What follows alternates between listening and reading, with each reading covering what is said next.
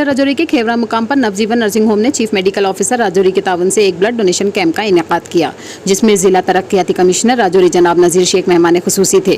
इस मौके पर chief medical officer doctor Sunil Sharma, Navjeevan nursing home के managing director Arun Varma, doctor Shahid Anjum, doctor Bashir Khan, doctor Abdul Hakim, doctor Javed Chaudhary, doctor Sachin Vaid, doctor Iram और दीगर बहुत से लोग मौजूद थे।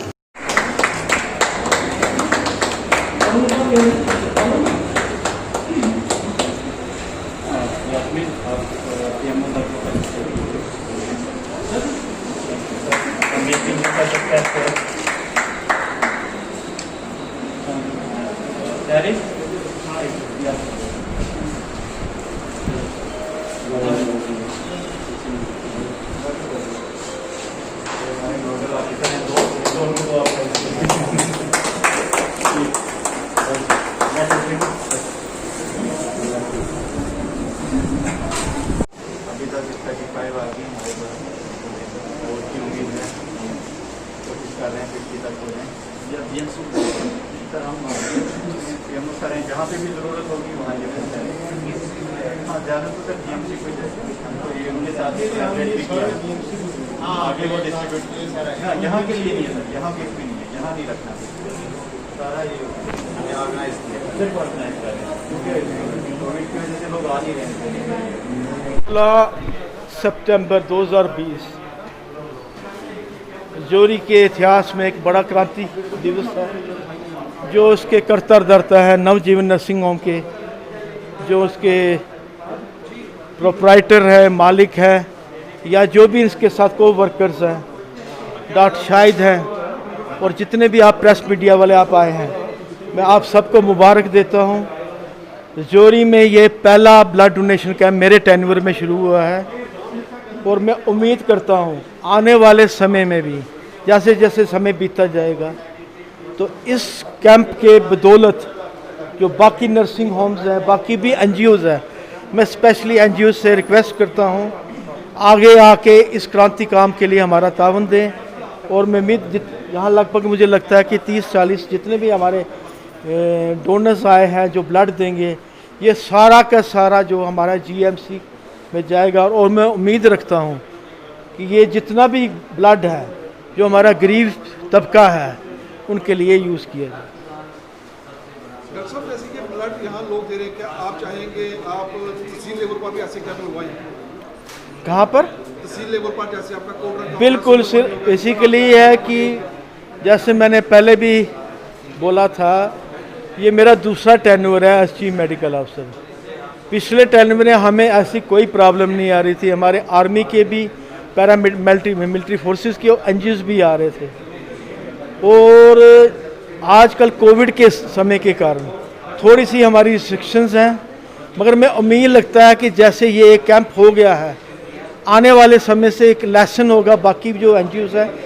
हमें कोई भी प्रॉब्लम, आप जहाँ भी हमें बोलेंगे, जिस जगह भी बोलेंगे, हम उस कैंप लगाने के लिए तैयार हैं। महीने में 1 हो जाए, 2 हो जाए या 10 कैंप हो जाए, हम उसको लगाने के लिए तैयार हैं। हम उसके लिए जैसे कि लोगों में बड़ा डर रहता है कि हम जब ब्लड देंगे हमें वीकनेस होती है, इसमें आप क्या लोगों को संदेश देंगे? संदेश यही है कि आप देखिए, एक बार हमारे बॉडी में 5 लीटर के करीब ब्लड होता है और ये एक बार किसी ने हमने ब्लड दे दिया, नॉर्मली हम 300 ml के करीब ब्लड लेते हैं।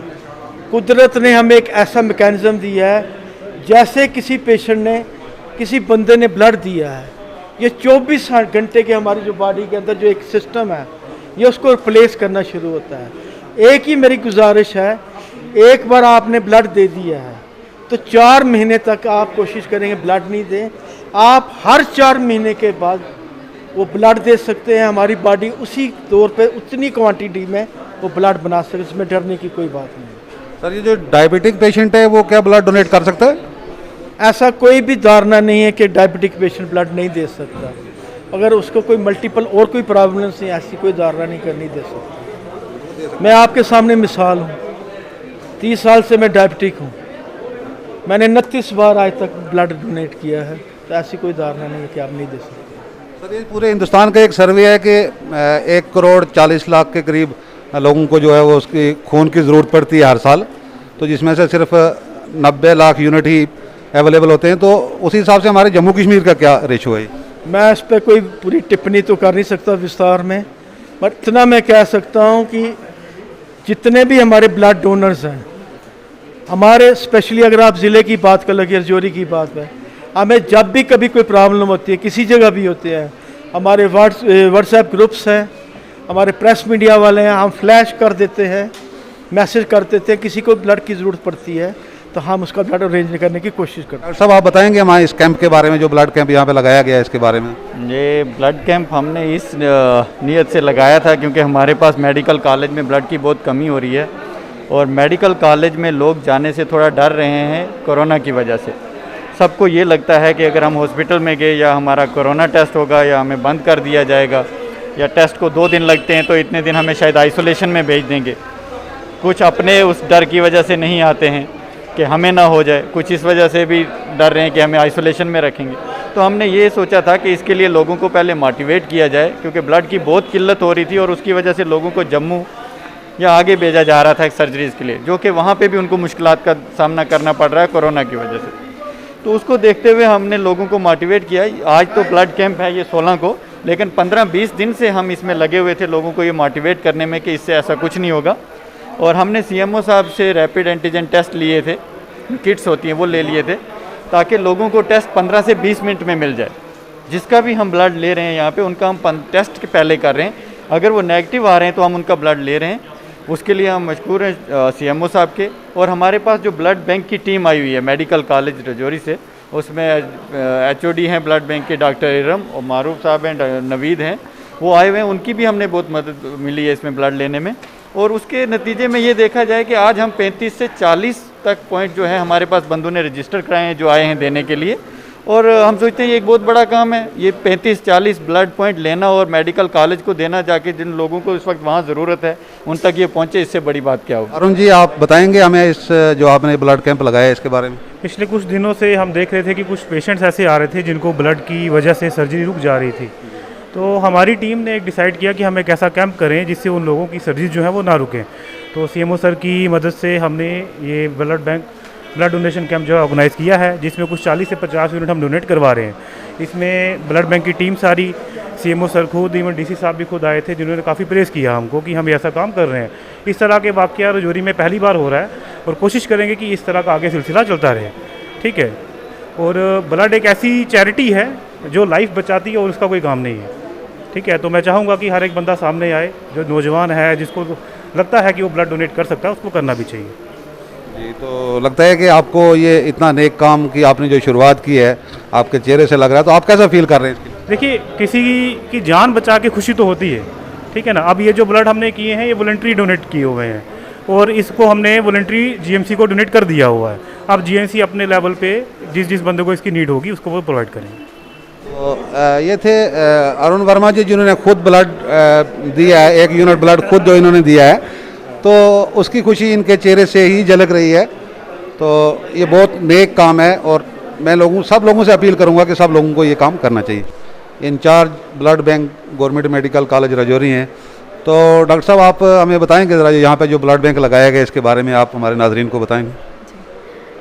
सबसे पहले तो मैं नवजीवन नर्सिंग होम वालों का शुक्रिया अदा करना चाहती हूँ कि वो एज़ यूजुअल हमेशा जो है ये लोगों की आवाम की मदद करते हैं, ब्लड डोनेट करवाते हैं, हमेशा हर 2 महीने या 3 महीने के बाद ये कैंप्स ऑर्गेनाइज़ करवाते हैं।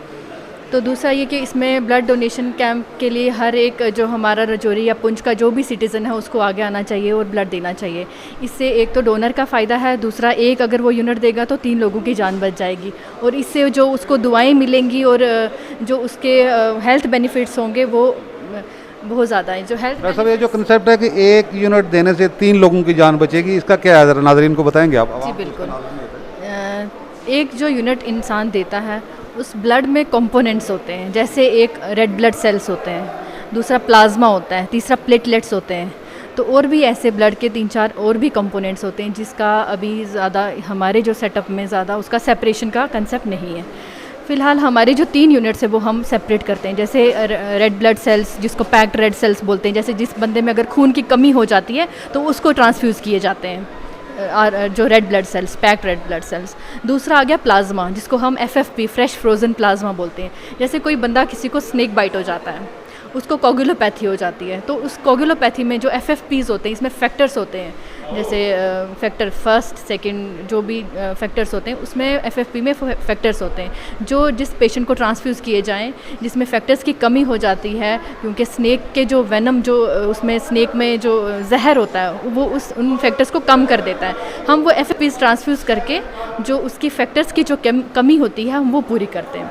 तीसरी चीज़ हमारे पास आती है प्लेटलेट्स। जैसे किसी बंदे को गम ब्लीड हो रहा होता है, खून में क्लॉट नहीं बनता है, खून ब्लीडिंग कंटिन्यूस हो रही होती है, तो उन केसेस में हम जो है वो प्लेटलेट्स ट्रांसफ्यूज़ करते हैं उनको, ताकि उनका प्लेटलेट काउंट जो है वो बढ़े, और प्लेटलेट के जो फंक्शंस होते हैं, जैसे किसी जगह पे क्लॉट बनाना, एग्रीगेशन, एडहीजन वगैरह, वो क्लॉट बनाने का काम करता है प्लेटलेट्स। इस वजह से हम बोलते हैं कि 1 यूनिट जो है वो 3 लोगों की जान बचा सकता है।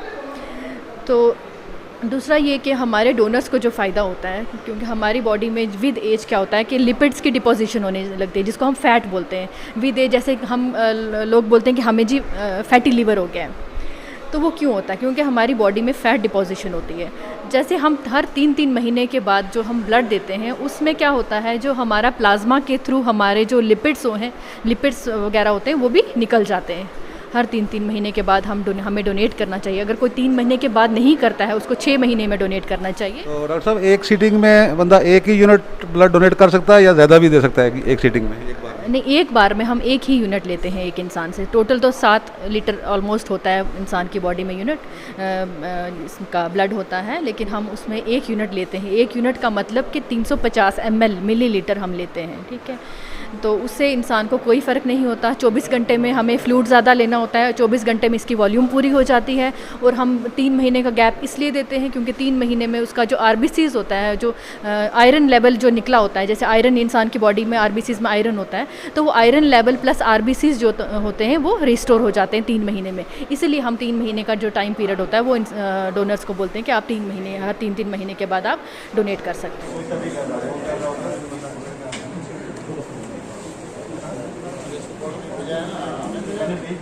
आपको भेजे मैंने भेजा थे जी, मैं सर के साथ ही हूँ। सर का एक्चुअली फ़ोन नहीं है साथ, मैं देता हूँ फ़ोन आपको। छोटा सा